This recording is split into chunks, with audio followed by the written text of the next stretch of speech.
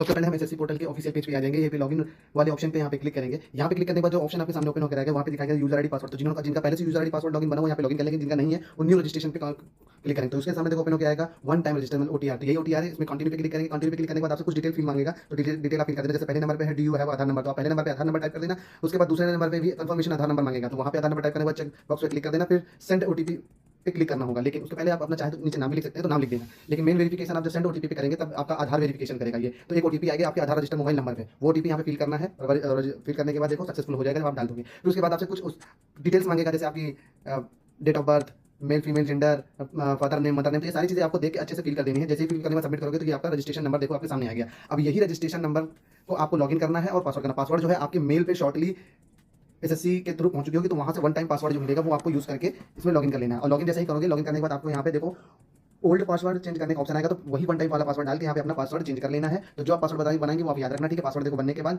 Automatic आगे ही आपका page login हो जाएगा। आगे के कुछ ऑप्शंस और ओपन हो जाएंगे जो आपको फिल करना होगा, तो उनको भी बड़े ध्यान से देख के आपको फिल करना है, ठीक है। तो सारी चीजें स्टेप बाय स्टेप फिल करते हुए चले जाना, तो आपका आगे का सारा सक्सेसफुली हो जाएगा, ठीक है। तो जैसे कैटेगरी है, नेशनलिटी है, एड्रेस है, ये सारी चीजें आपको फिल करनी है। ये फिल करने के बाद ये वाला पेज ओपन आएगा। यहाँ पे डिक्लेयर में आप क्लिक कर दोगे, तो जैसे ही डिक्लेयर पे क्लिक करोगे तो आपका डिटेल सक्सेसफुली हो जाएगा। अब मेन मुद्दा यहाँ पे आता है, देखो यहाँ पे आके लॉगिन होने के बाद ये वाला पेज ओपन होगा। ये वाले ही पेज से अब आपको मेन दिक्कत जो सामना करना पड़ेगा, यहाँ पे आके नीचे स्क्रॉल करेंगे जिसमें आपको वैकेंसी अप्लाई करना है, अप्लाई करेंगे। उसके बाद फिल फॉर्म पे क्लिक करेंगे। फिल फॉर्म पे जैसे क्लिक करेंगे आपके सामने ये पूरा पेज खुल के आएगा, जिसमें ये लिखा होगा कि आपका 1 से लेकर 18 तक नोट जो लिखा हुआ है, एक सीरियल नंबर से लेकर 18 सीरियल नंबर तक जितने भी आपके कॉलम है वो रजिस्ट्रेशन ओटीआर करते समय सारी चीजें भरी जा चुकी हैं, तो वो ऑटोमेटिक हाइड हो जाएंगी। तो यहाँ पे कुछ भी आपको भरना नहीं पड़ेगा। उसके बाद आप स्क्रॉल करोगे, नीचे आओगे, नीचे आने के बाद आप सीधा नेक्स्ट पे क्लिक करोगे। नेक्स्ट पे क्लिक करने के बाद आपके सामने जो इरर आता है, जिसके विषय में वीडियो बना रहा हूँ, वो इरर अब सामने आएगा आपके पास। ये इरर जो कह रहा है please link your Aadhaar with OTR, मतलब ओटीआर करते समय आपने आधार लिंक नहीं किया। लेकिन ये मैसेज उनके प्रोफाइल में आता है जो पहले भी फॉर्म भर चुके हैं और काफी समय हो चुका है, उन्होंने कोई फॉर्म नहीं भरा है, तो ये केस उनके में आता है। तो यहाँ पे लॉगिन वाले प्रोफाइल पे फिर से आएंगे, पेज पे यहाँ पे क्लिक करेंगे, यहाँ पे यूजर आईडी पासवर्ड फिल करेंगे। यहाँ पे एक चीज समझ लो, जो लोग अपना पासवर्ड भूल चुके हैं, जिनका पुराना यूजर आईडी है, वो यहाँ फॉरगेट में जाके अपने पासवर्ड को जान सकते हैं।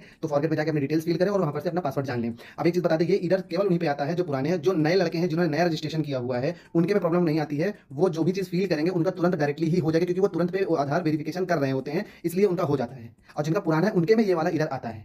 अब बात तो समझ रहे हैं ना, जो चीज आप देख रहे हैं वो सिर्फ पुराने वालों पे आ रहा है, नए वालों पे नहीं आ रहा। इनकेस अगर किसी नए कैंडिडेट पे भी आता है जो नया रजिस्ट्रेशन करे हैं, तो वो लोग भी यहीं पे आके चीजें सही कर सकते हैं, जहाँ पे मैं बता रहा हूँ। तो यहाँ पे भी आपने जो अपनी यूजर आईडी पासवर्ड बनाया है वो फटाक से यहाँ पे अपनी यूजर आईडी पासवर्ड फिल कर देना, कैप्चर कोड सही से डालना है, लॉगिन पे क्लिक करना है। लॉगिन पे क्लिक करने के बाद आपके पास राइट साइड में ऊपर साइड कॉर्नर साइड पे एक ऑप्शन दिखाई देगा, वो मैं आपको बता रहा हूँ। ध्यान से बस देखना, वीडियो को स्किप नहीं करना। अगर स्किप करने लगोगे तो भाई समझ नहीं पाओगे, ठीक है। तो जैसे ही लॉगिन करोगे, लॉगिन करने के बाद आपके सामने जैसे पेज खुल जाएगा ये, तो ये देखो राइट साइड में कॉर्नर पे लिखा हुआ है एडिट रजिस्ट्रेशन डिटेल।